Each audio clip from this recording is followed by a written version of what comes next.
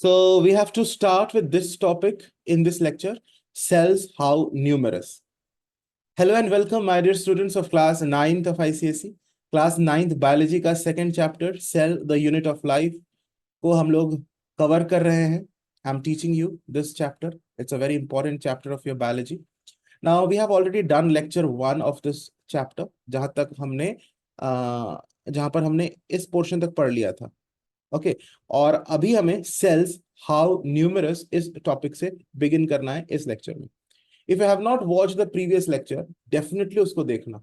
Without watching lecture 1, do not start with lecture 2. तो lecture 1 का जो लिंक है, जो प्लेलिस्ट का लिंक है, वो डिस्क्रिप्शन बॉक्स में नीचे दिया हुआ है. If you click on that link which is given in the description box below, you'll go to the playlist where all the lectures are arranged in proper sequence. So definitely you must watch the previous lecture and then proceed with this one. Okay?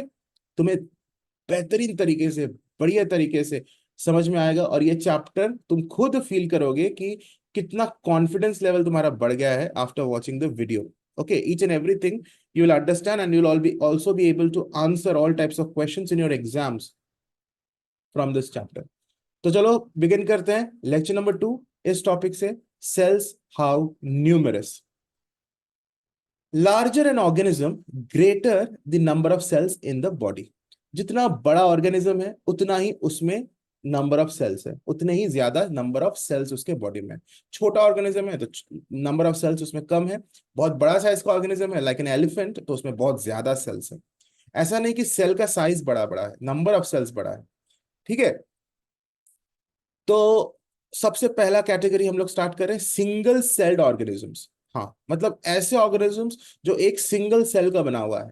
ऐसे भी organisms हैं जिसमें सिर्फ एक ही cell है और वो एक ही सेल से वो पूरा ऑर्गेनिज्म है.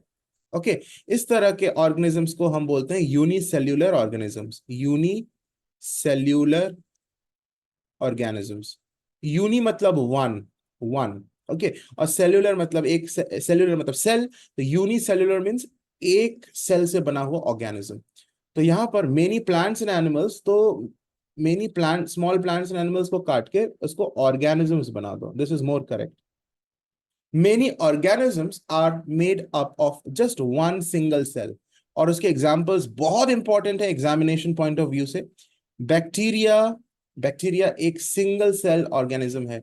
Yeast, amoeba. ओके, याद रखना ये तीनों नाम. अमीबा का स्पेलिंग हंसकर देख लो, बच्चे गलती करते हैं. AMOEBA अमीबा का स्पेलिंग है. ईस्ट है YEAST और बैक्टीरिया का तुम यहां देख लो BACTERIA.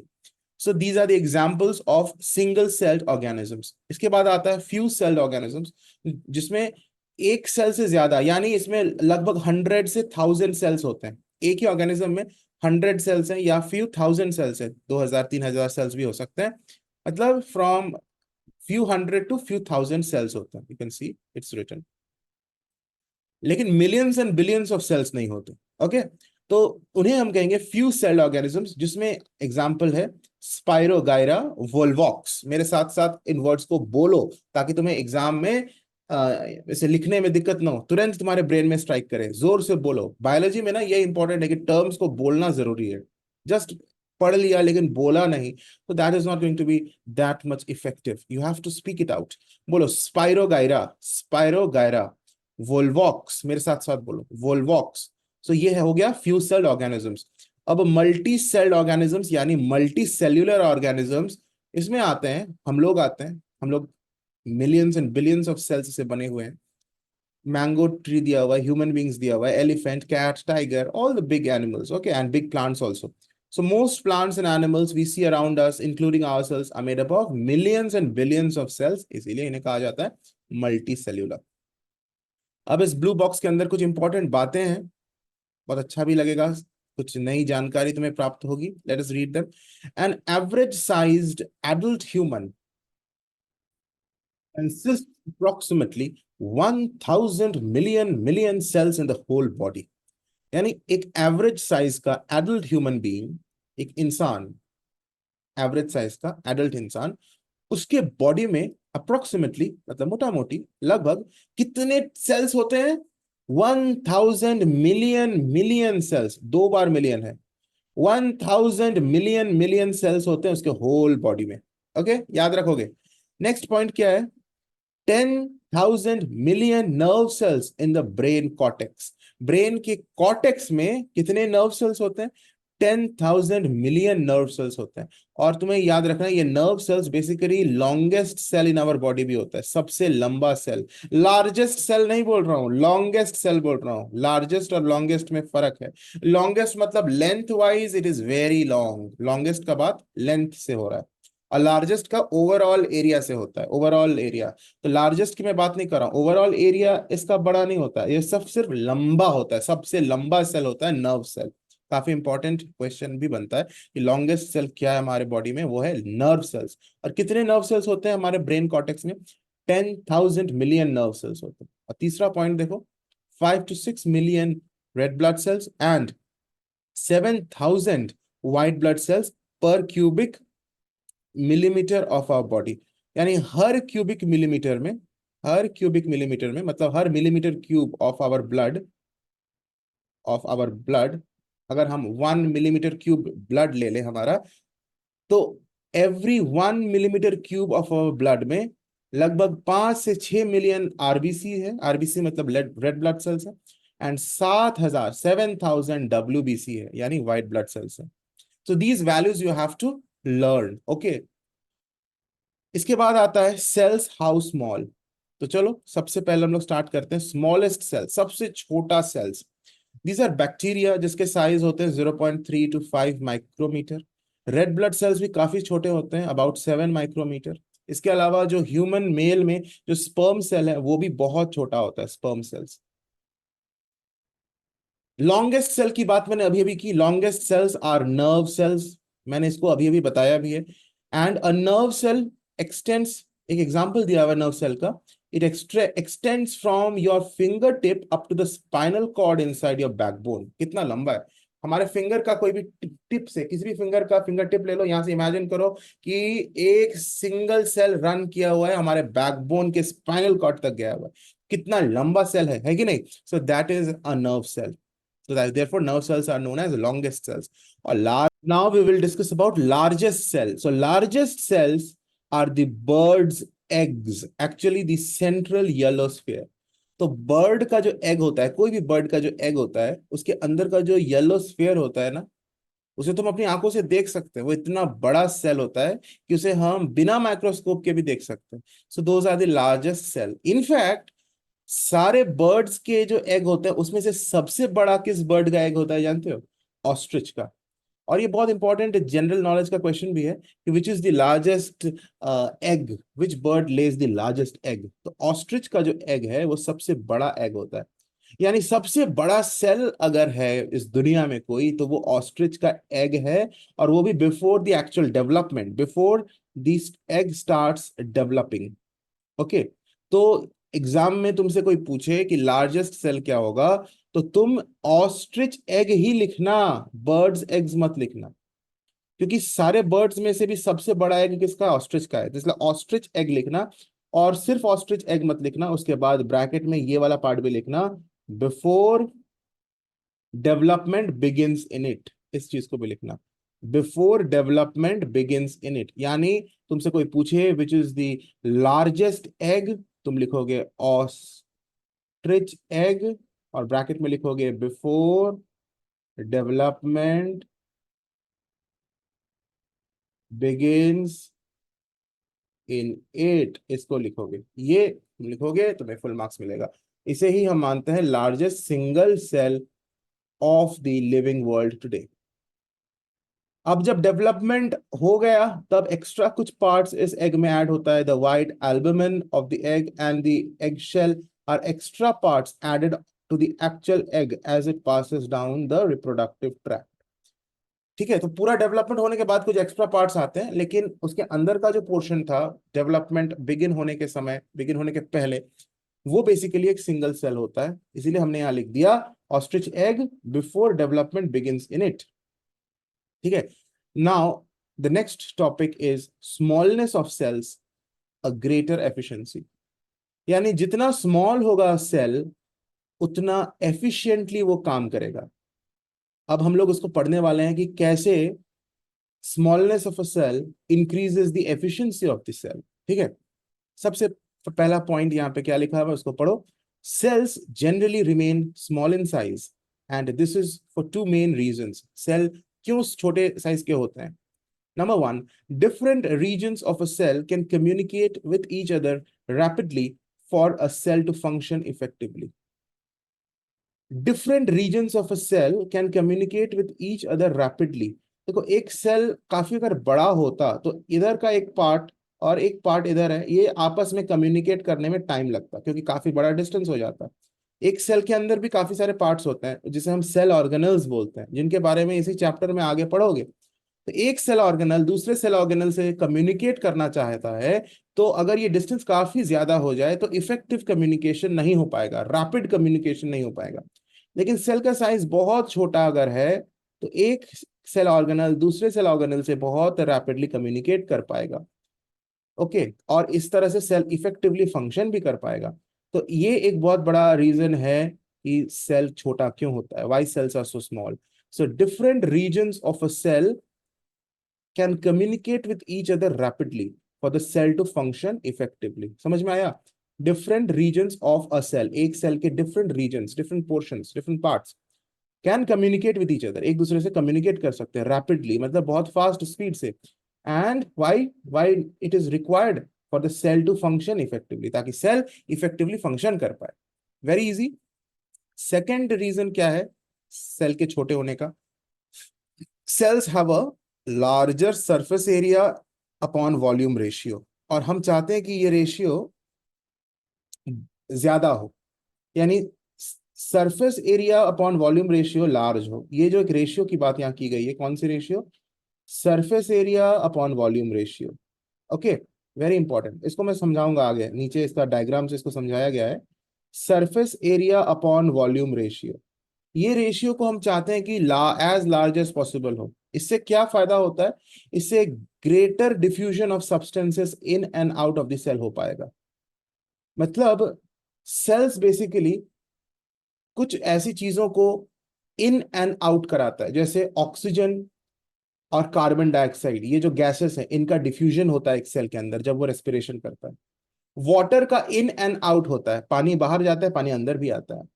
ओके, वेस्ट मटेरियल बाहर जाएंगे, तो इसे ही हम कहते हैं diffusion of substances in and out. कुछ सब्सटेंसेस सेल से बाहर जाएंगे, कुछ सब्सटेंसेस अंदर आएंगे। यानी ये तब ज्यादा अच्छी तरह से हो पाएगा जब ये जो सरफेस एरिया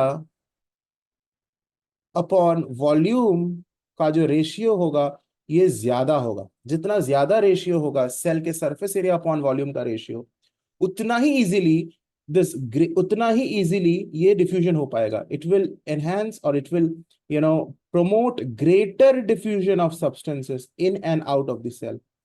और मैंने अभी भी बताया वो कौन से सब्सटेंसेस हैं जो कि इन एंड आउट जाएंगे। Oxygen and carbon dioxide, waste materials, और भी है, हम लोग बाद में नीचे पढ़ेंगे। तो उनके डिफ्यूजन के लिए ये रेशियो को लार्ज होना जरूरी है, लार्ज होना जरूरी है। कौन सा रेशियो याद रखना? Surface area upon volume ratio. इसको समझते हैं थोड़ा। नीचे एक फिगर दिया हुआ है तुम्हें, यहाँ पे दिख रहा है एक बॉक्स। देखो, इस बॉक्स का वॉल्यूम मान लेते हैं वी है, वॉल्यूम तो वी है, और इसका अगर सरफेस एरिया देखें तो ये एक सरफेस है, ये एक सरफेस है, ये एक सरफेस है, उधर इस साइड एक सरफेस है, नीचे एक सरफेस है, इस साइड एक सरफेस है। मतलब टोटल ऑफ 6 सर्फेसेस है। टोटल कितने सर्फेसेस हैं? 6 सर्फेसेस है। तो टोटल हो गया 6 सर्फेसेस, और वॉल्यूम तो वही वी ही है, तो वॉल्यूम इसका हम वी मान लेते हैं। वहीं इसी क्यूब को अगर हम छोटे छोटे पार्ट्स में ऐसे तोड़ लेते हैं, छोटे छोटे पार्ट्स में तोड़ लेते हैं, ओके, तो हर एक पार्ट का देखो 6 सर्फेसेस निकल आएगा। हर एक छोटा क्यूब का 6 सर्फेसेस है। तो हमने यहाँ टोटल ऑफ कितने सारे क्यूब्स कर लिए? 1 2 3 4 5 6 7 8, 8 स्मॉल क्यूब्स कर लिया, और हर एक क्यूब का 6 फेसेस है। सो 8 6 48 टोटल नंबर ऑफ फेसेस हमें मिल रहा है। यानी पिछले केस में सिर्फ 6 फेसेस हमें मिल रहे थे, 6 सर्फेसेस, लेकिन अभी छोटे छोटे टुकड़े करने के बाद 48 सर्फेसेस हमें मिल रहे हैं, 48 सर्फेसेस। कि हर एक क्यूब का अपना 6 फेसेस निकल रहा है, हर एक छोटा क्यूब 6 फेसेस का है, लेकिन वॉल्यूम तो उतना ही रहा ना, वॉल्यूम तो अभी भी है, जो पहले जितना वॉल्यूम था इस बड़ा क्यूब का, उस क्यूब को जब हमने छोटे छोटे टुकड़ों में तोड़ा, तो तोड़ने के बाद भी overall volume of the cube remains the same, we only, volume मतलब the amount of space occupied by this object, that won't increase at all, only the surface area increase. तो तुम यहाँ देख रहे हो ये जो दो केसेस है, ये फर्स्ट वाला केस है, मतलब जब हमने इसको छोटे छोटे क्यूब्स में तोड़ा नहीं था, this is the first case. उस केस में देखो, जो रेशियो था सरफेस एरिया अपॉन वॉल्यूम का, वो 6 अपॉन 1 था, और इस केस में देखो 48/1 है, 48 सरफेसेस आ गया। तो ये जो रेशियो है surface area upon volume ratio, ये इंक्रीज हो गया जब हमने छोटे छोटे छोटे छोटे उसको क्यूब्स में तोड़ दिया। तो बिल्कुल उसी तरह एक बड़ा ऑर्गेनिज्म अगर है, उसमें अगर एक ही सेल होता या दो या तीन सेल होता, तो ये ratio volume surface area upon volume ratio बहुत ज्यादा नहीं हो पाता। लेकिन एक बड़ा सा ऑर्गेनिज्म को हमने छोटे छोटे छोटे छोटे सेल्स में अगर हमने उसको डिवाइड कर लिया है, तो every cell is having its surface. तो इससे क्या फायदा हुआ कि जो surface area upon volume ratio है वो बढ़ गया। मुझे उम्मीद है तुम्हें ये समझ में आ गया है, राइट? इसी पोर्शन को जो मैंने अभी समझाया क्यूब का, वो चीज ये इधर लिखा हुआ है। ऑल राइट, इसको एक बार रीड कर लोगे तो तुम्हें समझ में आ जाएगा। No confusion. अब यहां पर इस बॉक्स में काफी इंपॉर्टेंट सा चीज लिखा हुआ है, वो चीज जो मैंने अभी बताया कि डिफ्यूजन होता है ना, जब surface area upon volume ratio larger होगा, ग्रेटर होगा, तो डिफ्यूजन ऑफ सब्सटेंसेस बहुत इजीली हो जाएगा। और वो कौन कौन से सब्सटेंसेस का डिफ्यूजन अच्छे से होगा, तो मैं फिगर में दिख रहा है। वाटर, देखो एरो यहाँ दिया हुआ है, वाटर अंदर जा रहा है और वाटर बाहर भी आ रहा है। न्यूट्रिएंट्स अंदर जा रहा है, वेस्ट बाहर आ रहा है। कार्बन डाइऑक्साइड बाहर जा रहा है, ऑक्सीजन अंदर आ रहा है। तो ये जो ऑक्सीजन का अंदर आना, कार्बन डाइऑक्साइड का बाहर जाना, न्यूट्रिएंट्स का अंदर जाना, वेस्ट का बाहर आना, और वाटर का भी डिफ्यूजन, वाटर का अंदर जाना, वाटर का बाहर आना। So basically these are the substances, okay, which diffuse very easily when the cells have the larger surface area upon volume ratio because of the smallness of the cell. तो यहाँ पे इसको थोड़ा पढ़ते हैं। The larger surface area relative to volume of the cell ensures greater diffusion of, सबसे पहला कौन सा सब्सटेंस है, न्यूट्रिएंट्स इनटू द सेल। याद रखना, ये सारे सब्सटेंसेस का नाम पूछा जा सकता है कि कैटेगराइज करके बताओ उन सब्सटेंसेस को जो कि जिसकी ग्रेटर डिफ्यूजन एंश्योर होता है because of the smallness of the cell. तो पहला कैटेगरी क्या है, न्यूट्रिएंट्स इनटू द सेल, जो न्यूट्रिएंट सेल के अंदर जा रहे हैं। दूसरा, metabolic waste from the interior to the outside of the cell, अंदर से बाहर जा रहा है, from interior to outside of the cell, metabolic waste, ये वेस्ट बाहर जा रहा है। तीसरा, रेस्पिरेटरी गैसेस, जैसे oxygen into the cell, picture में दिख रहा है ना तुम्हें, and carbon dioxide outside of the cell, out of the cell. इसके अलावा भी कुछ हो सकता है, any damage to the cell can be easily repaired, वो भी इजिली हो सकता है because of the smallness of the cell. तो बेसिकली तीन कैटेगरी, लास्ट वाला पॉइंट इंपॉर्टेंट नहीं है from examination point of view as such, लेकिन ये जो तीन पॉइंट्स है ये याद रखना होगा कि पहला है न्यूट्रिएंट्स इनटू द सेल, दूसरा है metabolic waste from inside to the outside of the cell, and तीसरा है respiratory gases, oxygen inside into the cell and carbon dioxide out of the cell. Okay, याद हो गया? कुछ भी नहीं था। नेक्स्ट पेज में चले। अब आते हैं इधर, cell shapes to suit functional requirement. अभी अभी हमने डिस्कस किया था कि नर्व सेल जो होता है वो लॉन्गेस्ट सेल होता है, यानी नर्व सेल बहुत लंबा होता है।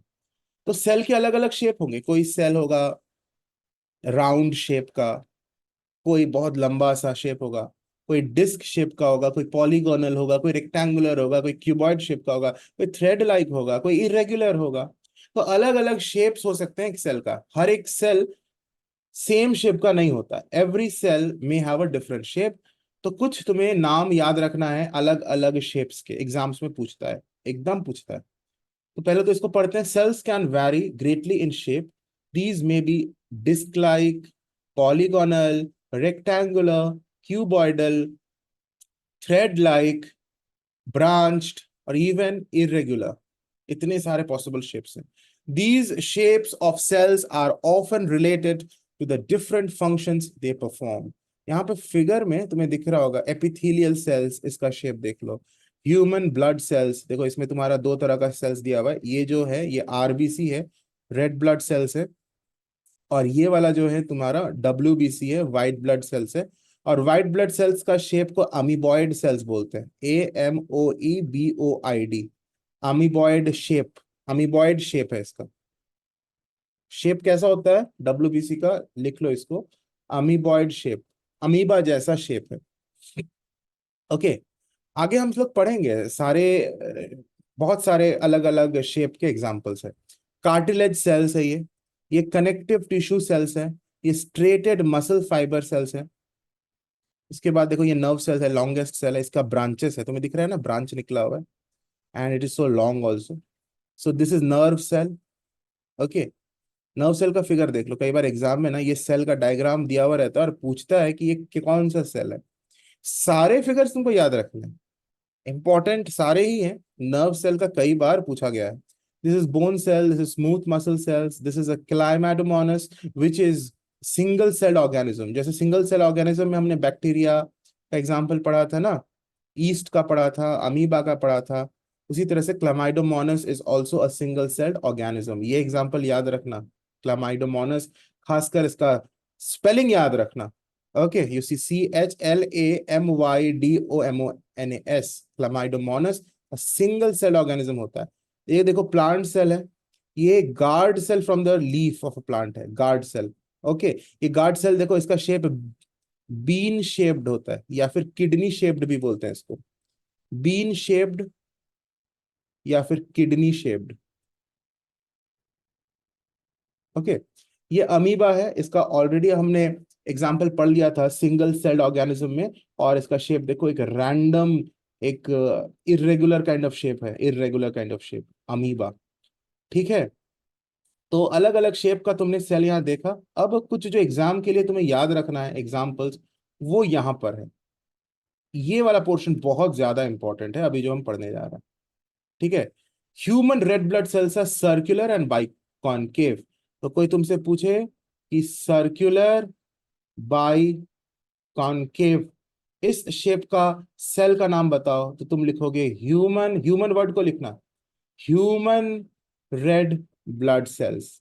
ह्यूमन लिखना, सिर्फ रेड ब्लड सेल्स मत लिखना, ह्यूमन रेड ब्लड सेल्स, क्योंकि ह्यूमन के जो रेड ब्लड सेल्स होते हैं वही होते हैं सर्कुलर और बाई कॉनकेव. तुम्हें दिख रहा है इधर फिगर, इधर जस्ट इसी जस्ट साइड में देखो, यहाँ पे इसको, यहाँ पे देखो, ये सर्कुलर है कि नहीं, और ये कॉनकेव भी है, बाई कॉनकेव भी इसका शेप होता है इस तरह से. ये शेप को कहते हैं बाई कॉनकेव. ठीक है, तो ये हमारा रेड ब्लड सेल्स ऐसे ही दिखता है बेसिकली. इसके बाद आता है amoeboid shape, amoeba like shape या अमीबा लाइक दिखता है ये. ठीक है, स्यूडोपोडिया रहता है, अमीबा का स्यूडोपोडिया होता है. स्यूडोपोडिया मतलब फॉल्स फीट.